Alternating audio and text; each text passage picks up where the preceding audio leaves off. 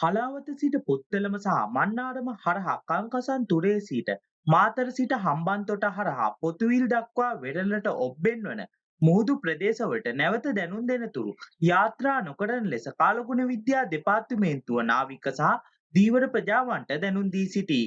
අද පස්වරුවේ විශේෂ නිවේදනයක් යොමු කරමින් එම දෙපාර්තමේන්තුව පවසා සිටියේ මෙම ප්‍රදේශවල මුහුද විටින් විට ඉතා රළු විය හැකි බවය. සක්‍රීය නිරිතදිග මෝසම් කාලගුණ තත්ත්වයේ බලපෑම හේතුවෙන් මෙම මුහුදු ප්‍රදේශවල සුළඟේ වේගය විටින් විට පැයට කිලෝමීටර් 60ත් 70ත් පමණ දක්වා වැඩිවීමට හැකියාවක් පවතින බව එම දෙපාර්තමේන්තුව පවසා සිටී.